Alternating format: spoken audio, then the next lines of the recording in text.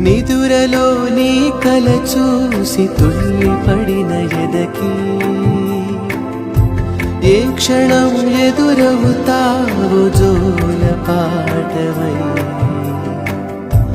ఆకలని అడగక ముందే నోటి ముద్దు నువ్వై ఏ కథలు వినిపిస్తావు జాబిలివై